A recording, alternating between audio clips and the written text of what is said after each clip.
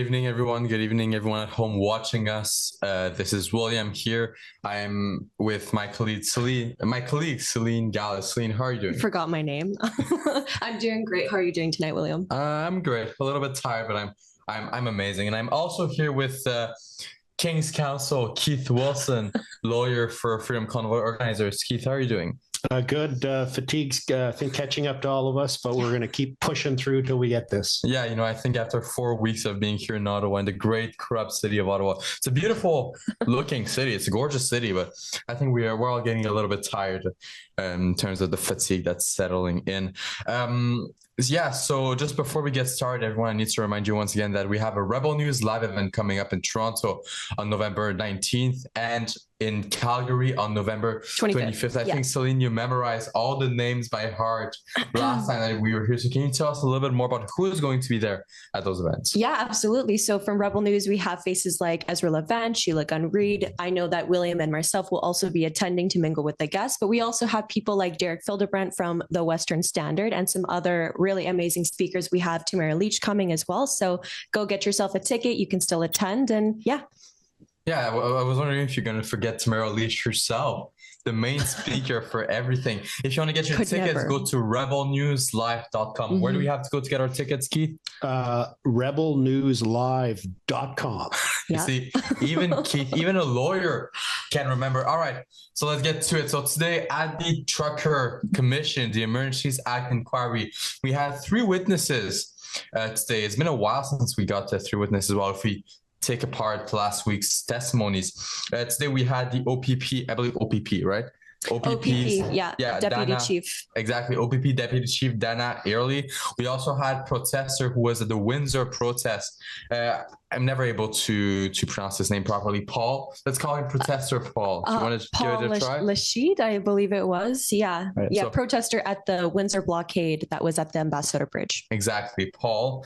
And we also had Marco from the Coots protest, a spokesperson for the Coots protest that took place in Alberta. Mm-hmm. So definitely some interesting testimonies that we heard today. We heard a lot of great things. Celine, what are your main takeaways from today's testimonies? Well, that's a lot to break down because we did have 3 witnesses today. So for Dana, the Deputy Chief Police from the OPP, that was really interesting because we got to see how her testimony directly correlated with Jason Crowley, the Windsor Deputy Police Chief, and his testimony. Yeah. So in regards to that, the biggest takeaways I would say were definitely primarily the fact that there was a lot of reporting that Dana reported on supposed alleged bomb threats, multiple. In fact, that to my knowledge, this was the first time that I heard of 3 to 4 separate bombing threats allegedly from within the convoy.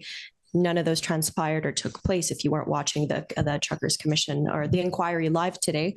And then we have Paul. We've got Paul. Protester Paul. Yes. Yeah. So kind of there to counter the narrative from the Deputy Police Chief Dana from the OPP in regards to the Windsor blockade along Ambassador Bridge. So what we saw there was that there weren't, again, a large stretch from the mainstream media in regards to the amount of truckers that were there and protesters, as well as some of the police tactics that were or weren't used. A big thing that we saw yesterday was testimonies from Chief Deputy Police Jason Crowley in regards to children being used as human shields. That's right. That was brought up today twice through Dana's testimony as well as Paul's testimony.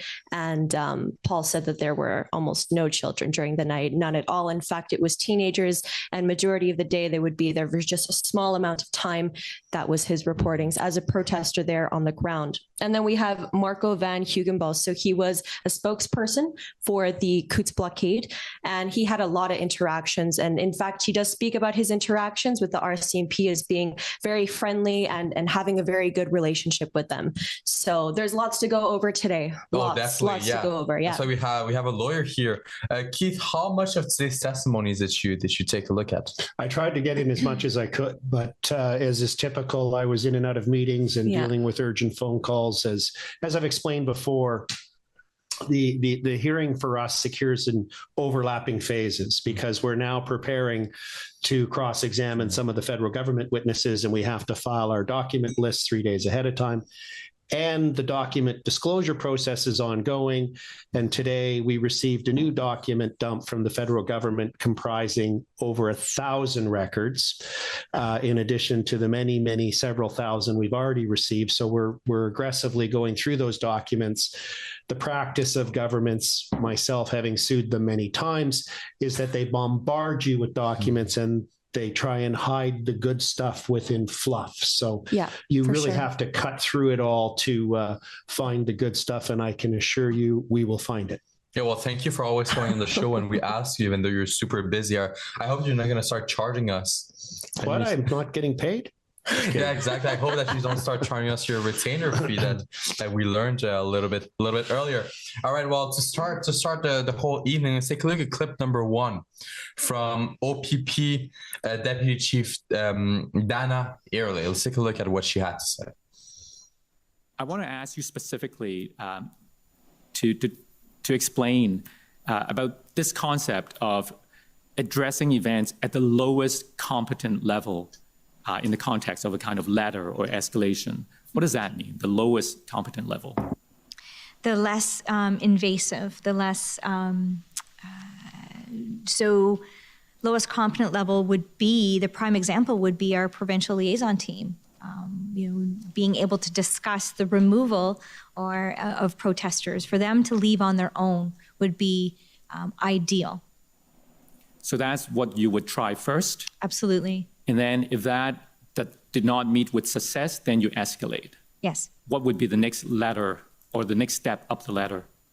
I think jointly along with PLT, we are also using a media strategy to make sure that we were educating everybody in regards to that it was unlawful to be there, that there was other options that they could express their freedom of speech. So there was the media attached at the same time as provincial liaison teams were trying to develop rapport with the protesters.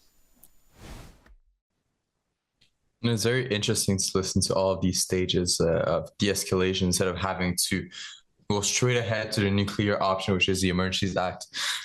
What do you make of her comments on police strategies? Yeah, no, it's exactly what you said. I think that there is a lot of different levels that this could have been approached at, and it didn't immediately have to go to it's explained almost as if they took all of these steps from A to Z, and it was just such a last resort to invoke the Emergencies Act, and it was totally necessary.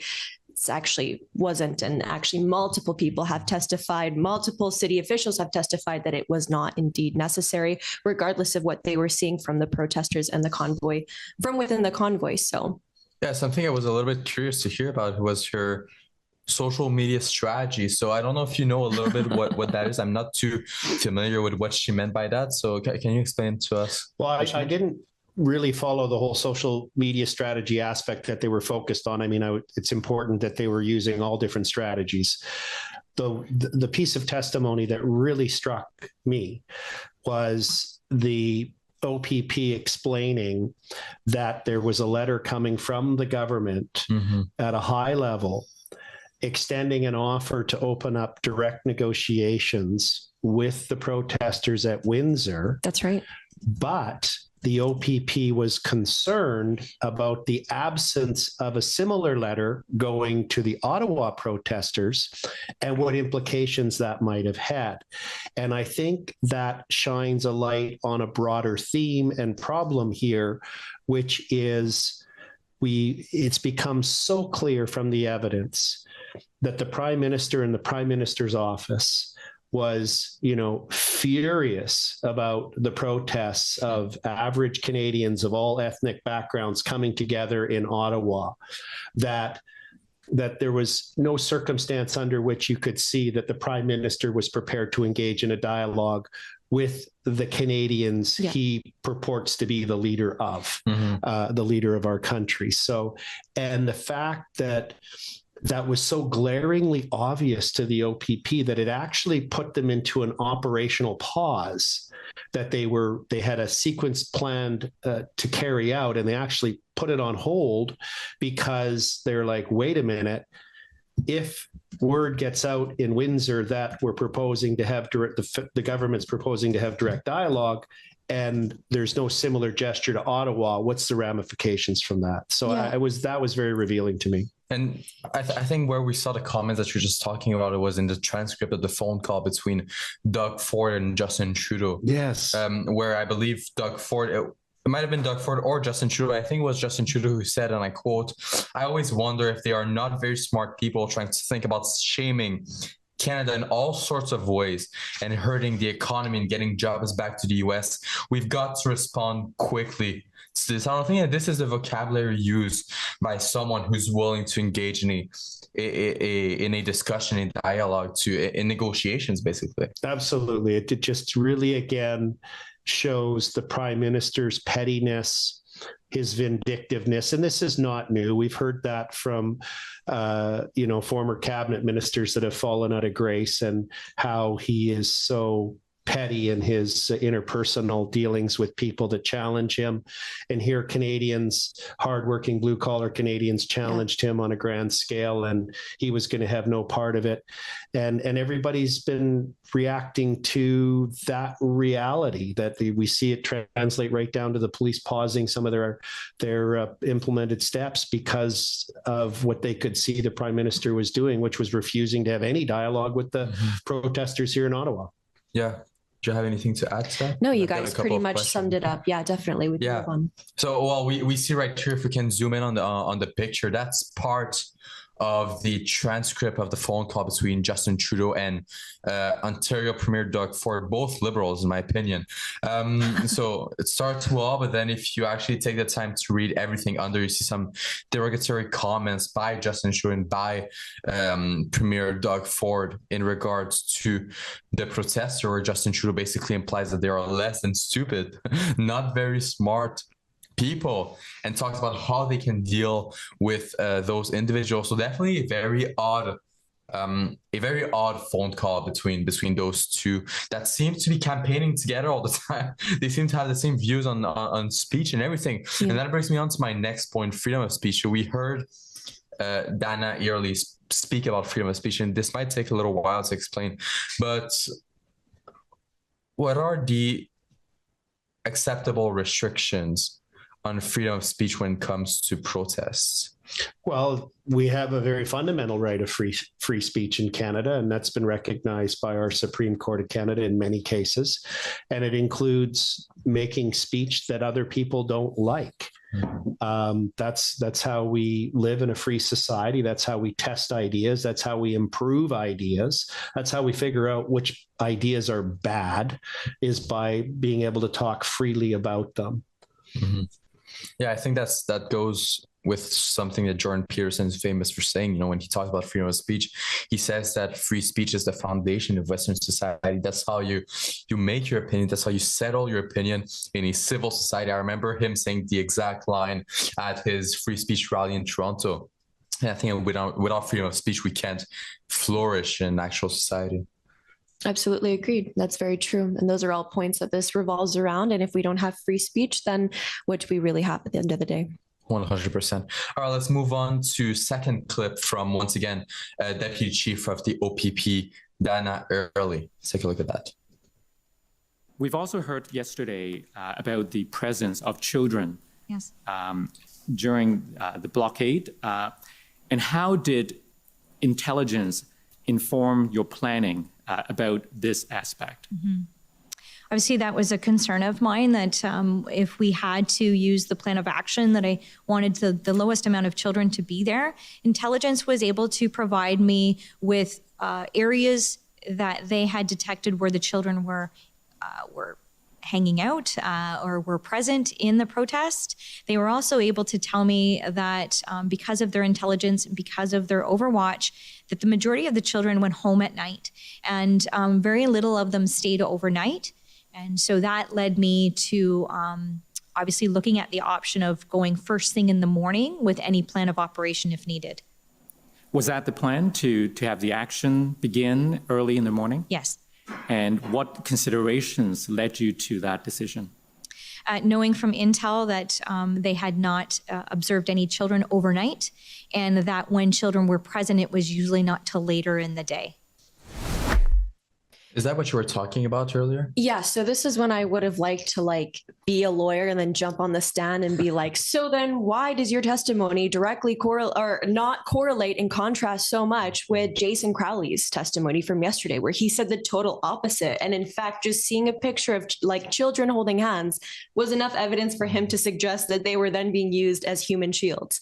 Yeah. I'm just not sure how much clearer it can be. And she says intelligence. And, also Jason Crowley mentioned that a lot of the intelligence that he gathered was from mainstream media. Yeah, it sounds like her intelligence sources were actually of real intelligence, if you know what I mean. So, just go back on your comments from last live stream. You said we always repeat ourselves. Because this is repeating. Yeah. It is true. The evidence of one person does not corroborate the evidence of another person. The evidence showed and the testimony given by one individual does not corroborate the testimony given by a person prior to that same person who testified. It's a huge pattern and it's very strange to me. I mean, is it really that strange?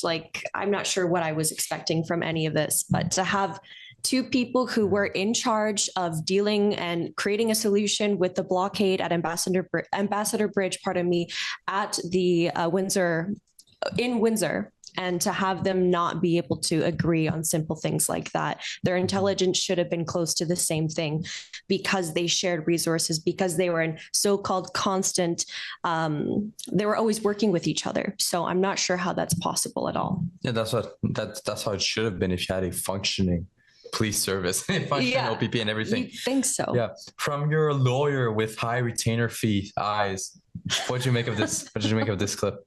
Well, what I make of it is the theme from this evidence today and yesterday about children, and the evidence that we had in the previous weeks from the Ottawa Police Service when we discovered that they had spent over $200,000 hiring the public relations firm Navigator.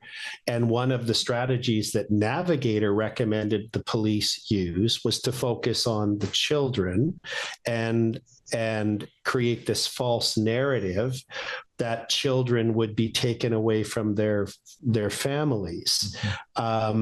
What's clear when you look at the testimony today and yesterday from Windsor and put that up against the testimony from what happened in Ottawa, that the government and the police forces, in their desperate attempt to vilify lawful Canadians exercising protest rights, are trying to use children as a pawn. And that's not a good thing. That's a pretty low way to go. Yeah. And you mentioned Navigator in what you just said. For those viewers that only tuned in last week or today, can you walk us through what was the whole issue? What was the whole situation with the police using Navigator, and what is Navigator for those who don't know? Well, Navigator is a public relations, government relations firm, an issues management firm, a lobbyist firm, and they were brought in by the Ottawa Police Service to help them. And they are the ones that created some false narratives about children going to be taken away. And the Children's Aid Society was very troubled about this nonsense story.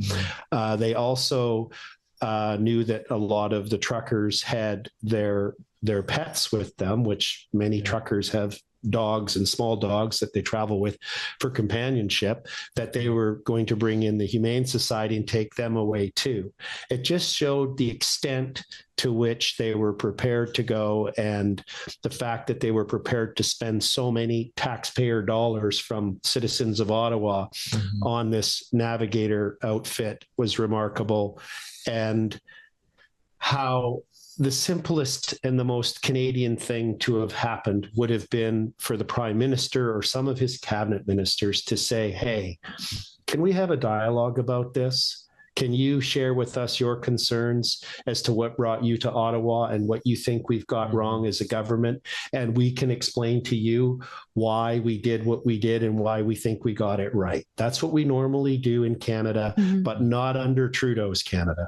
No, I think that it's totally outrageous. I mean, you think about all the city officials and members in government that are now talking about this like they're so surprised that after 2 years of them being silent and not listening to the public outcry of all of these restrictions being put into place, that something actually came out of it. It wasn't what they wanted. And so now they're crying about it.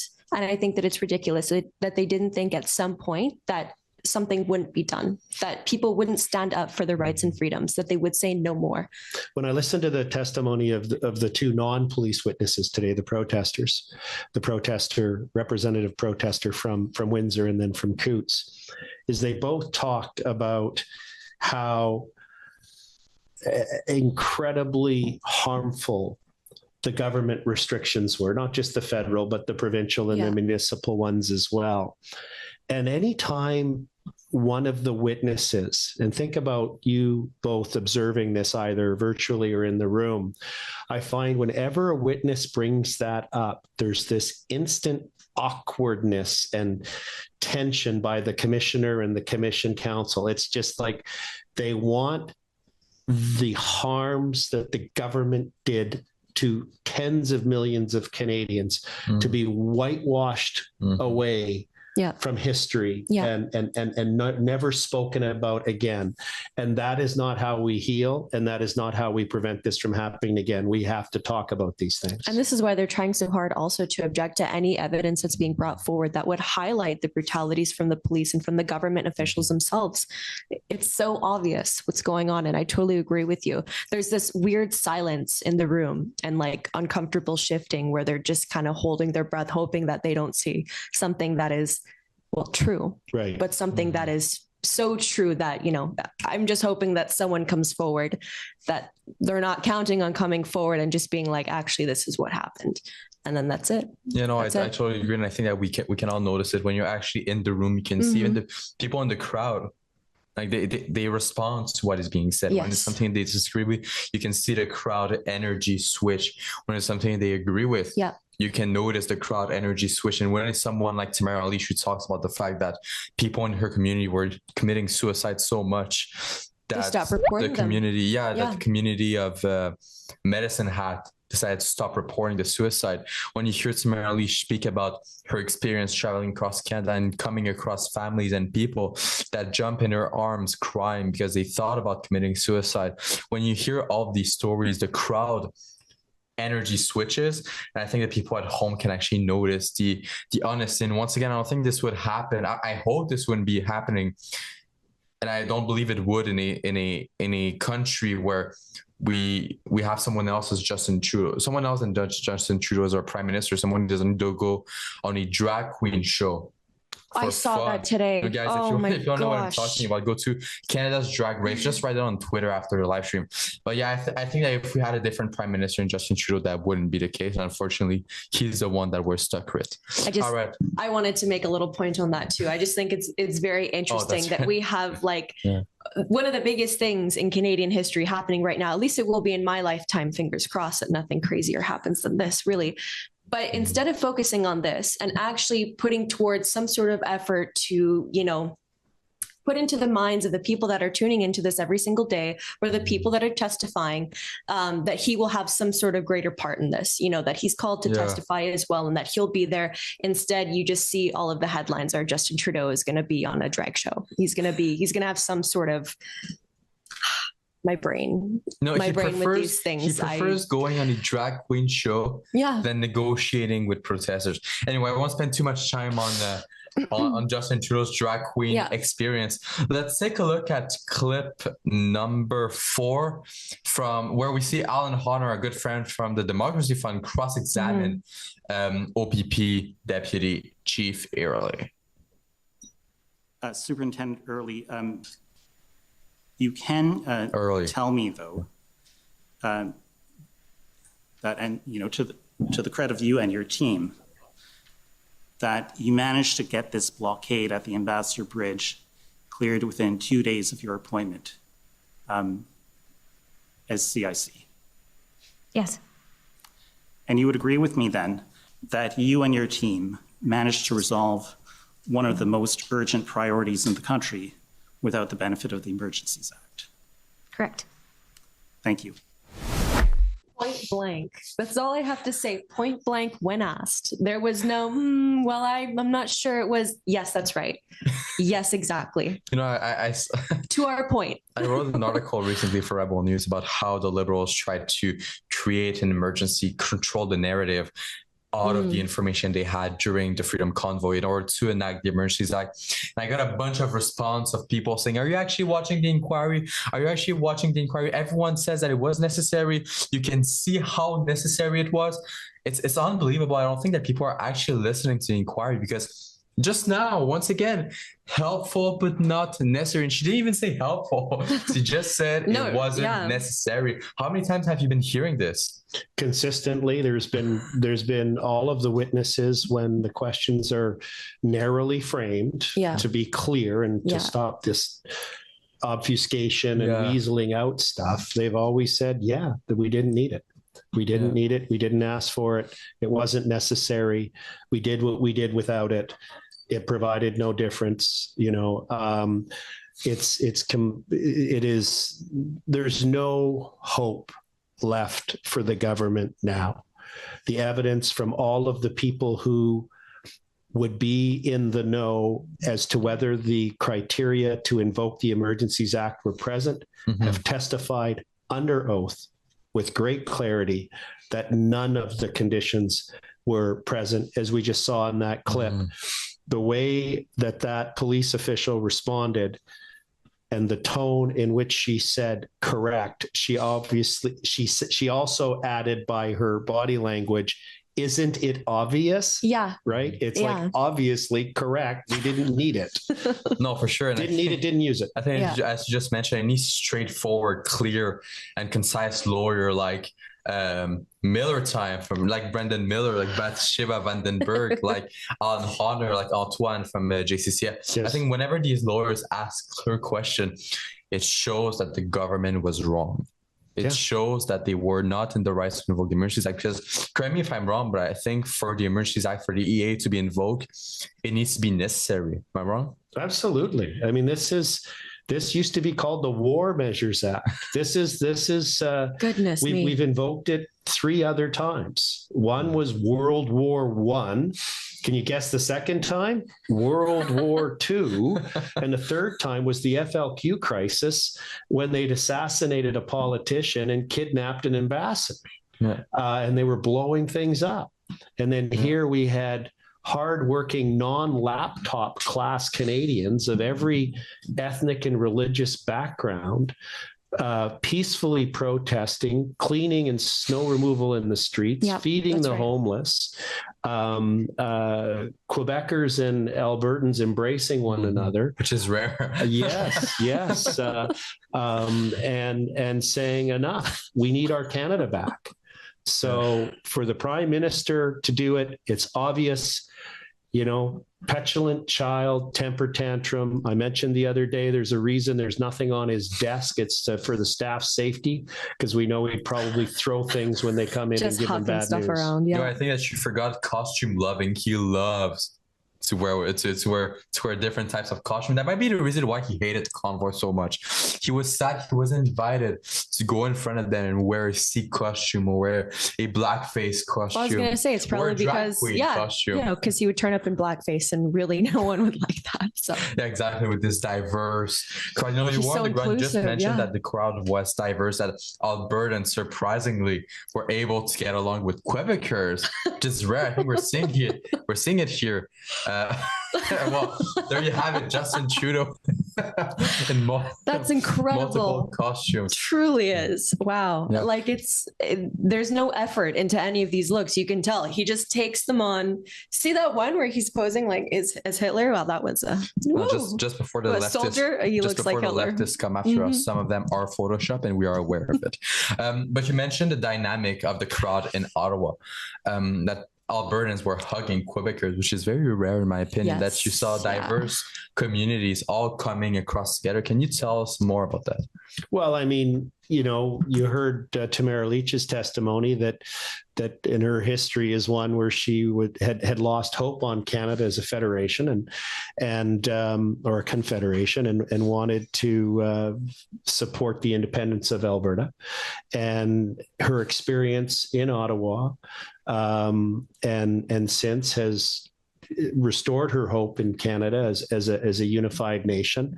And she testified to this, but I knew of it before, that she's already started to learn how to speak French. And she has spent a tremendous amount of time when she's been able to in Quebec with all of her new Quebec friends.